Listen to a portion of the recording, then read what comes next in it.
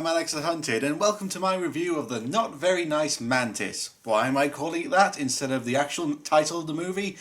Well, because according to YouTube's algorithms when it comes to demonetization, apparently The Deadly Mantis is not safe for advertising. Yes, a 1950s B-movie is not safe for advertisers and must not get any money to save YouTube. So, this is my review of the not very nice Mantis.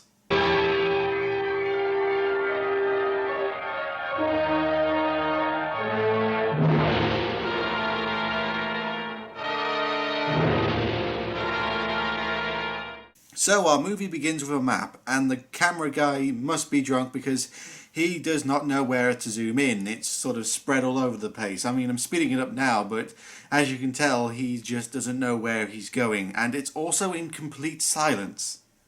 So stock footage of a volcano happens from far away, and then we just cut to the North Pole, where an iceberg breaks, revealing our title monster, the giant deadly Mantis. And that volcano had absolutely nothing to do with what happens in the movie.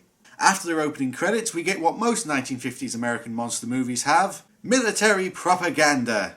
And this time it's all about the mighty and glorious radar. Yes, I'm serious, the first 5 to 10 minutes of this movie are dedicated to showing us how amazing radar is and how America has a warning system in the Antarctic to defend against, I don't know, Canada, the greatest enemy.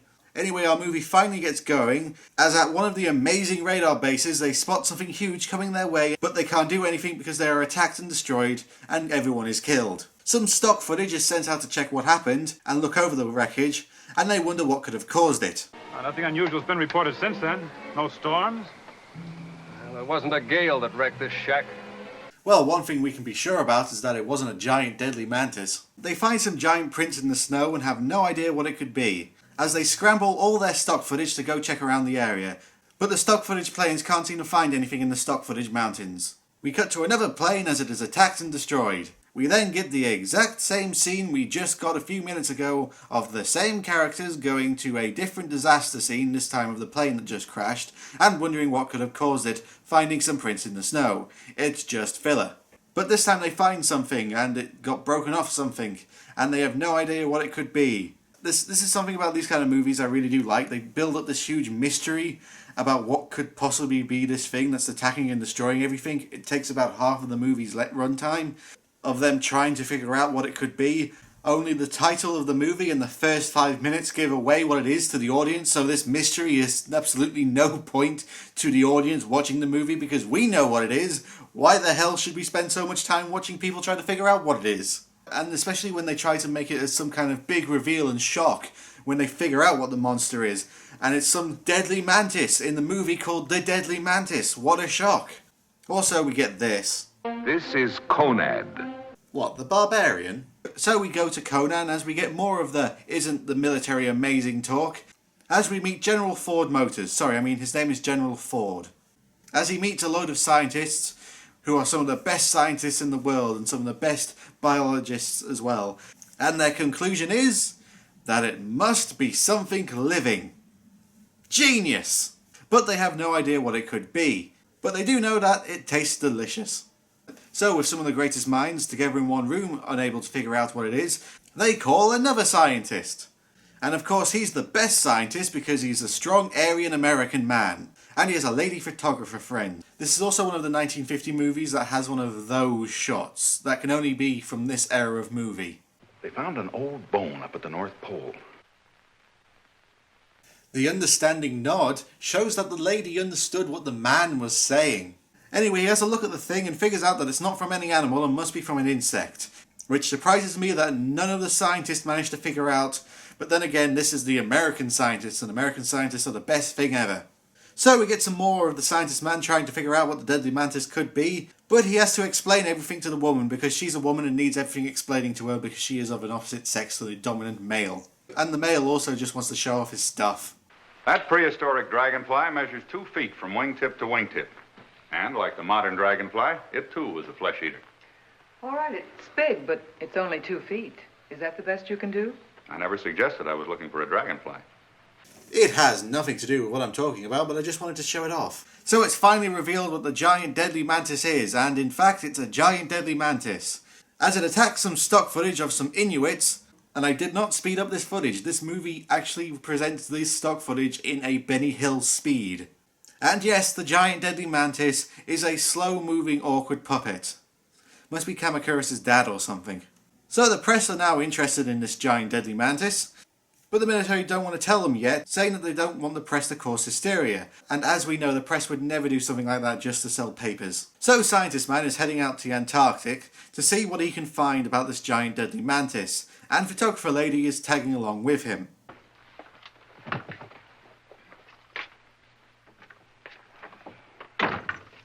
You know?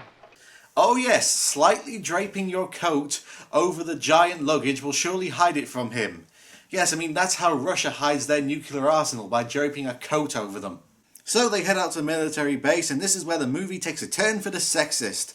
As well, the military men act all giddy because a woman is coming to the base with breasts and everything. Like, seriously, you could not get away with the stuff that they do in this movie nowadays.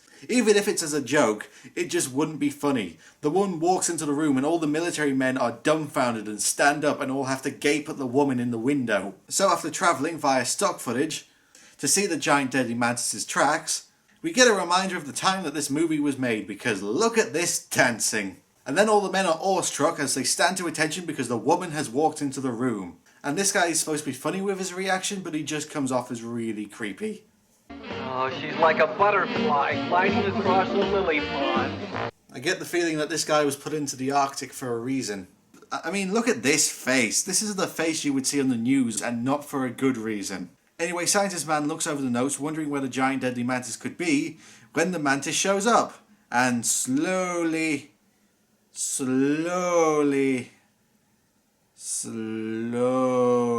walks over there. This does lead to a funny moment where everyone's talking about where this deadly mantis could be when the mantis is right outside the window and they don't even notice it. It's right there looking at them. And then when they do spot it, the woman does the only reason she got this role, so she could scream loud as the mantis attacks.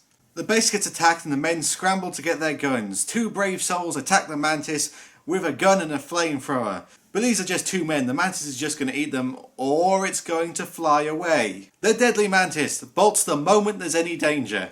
So a fleet of stock footage is sent out to find the coward mantis, and this goes on for a very, very long time and not much happens. The military announced to the American people that the mantis is on its way and to keep a lookout for it.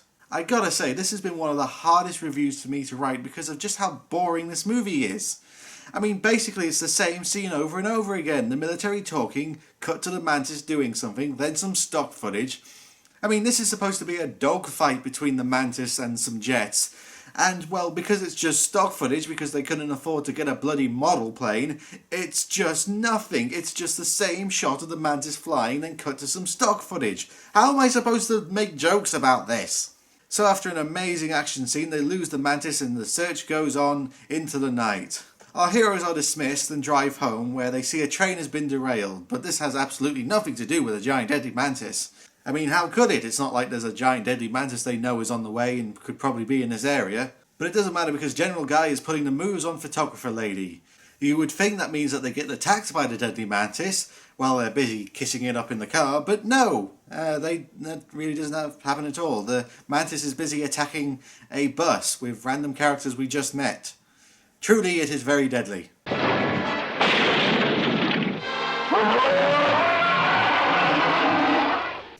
Also, why does the mantis roar? It's an insect. Insects don't really make that kind of noise. Also, I know what that roar is. It's from Jaws the Revenge. It's the same roar that Jaws uses. The shark. So this roar seems to be used for creatures and monsters that shouldn't really have a roar. We got a shark that shouldn't roar and a mantis that shouldn't roar. Anyway, the big set piece of the movie finally happens with the mantis flying over Washington, and it lasts all of 2 minutes. The mantis doesn't really attack any building, it just climbs the Washington Monument, and this was the big selling point of the movie. It was all over all the trailers and all the posters, and it's less than 3 minutes. And what happens after this scene? More stock footage of the military trying to find the fucking mantis. And they're not even trying at this point with the stock footage because it takes a huge drop in audio and visual quality. I mean, look! Dixie 3-5 Bravo, 342, range 110. Victor 2-5 Victor, 352, range 110. This is supposed to be the big chase scene of the movie, the big final act of them hunting down the Mantis, and all we're doing is watching people watch it over radar. So after the Mantis is shot down by the stock footage, it lands in New York City under a huge tunnel, and the military fill the tunnel with smoke to stop it from escaping. Army Man and a group of other people go into the tunnel to finish off the Mantis, and it's all very, very, very slow. It's just a shot of them walking through the tunnel, and then followed by a shot of the Mantis slowly walking. There is absolutely no risk or stakes in any of these scenes, because it is so slow and the Mantis has done jack shit throughout the whole movie. It is just boring. It is one of the slowest climaxes to a movie I have ever seen, and it's just... I just can't think of things to say. I mean, look at this. What were we supposed to be amazed by the central body of the Mantis? I mean, it does have a good figure and, you know, some nice curves. What was I saying? So after more nothing, they throw a gas bomb at the Mantis and it dies. What a deadly, deadly Mantis. All of its kills were off screen. So with the Mantis dead, they go back to more casual sexism as all the men tease the lady photographer as she goes to take a photo of the Mantis. Oh, what a time it is. But all of a sudden the Mantis starts moving. Is it alive? No, it's dead. It's just some muscle movement. We could have had something exciting, but no, the movie decided not to have anything exciting in it at all. Unless it involves stock footage. But it does mean that Soldier Man gets to save the photographer lady and doesn't let her go to take pictures to progress her career, because she's a lady, all she's good for is kissing. I mean, she does literally say, let go of me, let me take some more photos. But no, all she's good for is kissing, and Scientist Man has to take the photos. Because he is a man and the movie is finally over. For fuck's sake, this was a drag.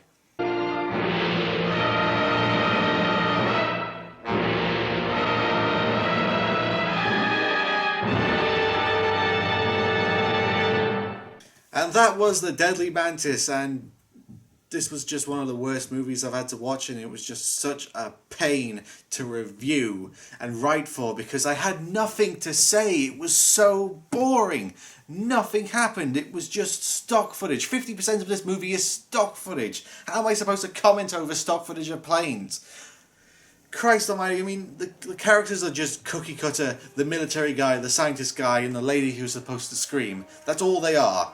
There's nothing much else that happens. The Mantis, it's just the puppet that doesn't really do anything. It's slow moving, awkward, and just bad in every single way. I don't really know what else I was supposed to say about this movie. That's why this review took so long to make, because I had nothing to say, and it was so hard to watch the 3 times that I watched it to write a review for this. My enthusiasm for it was just so low, I couldn't write anything.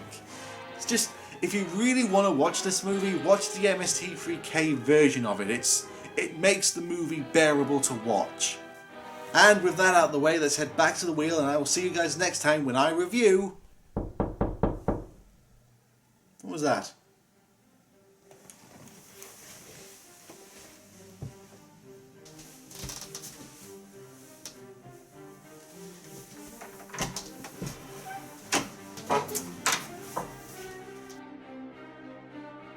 What the hell?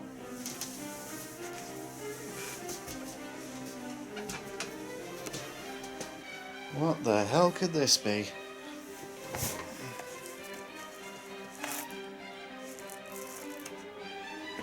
Oh. Well then. I know what I'm reviewing next time. Next time it's Shin Godzilla.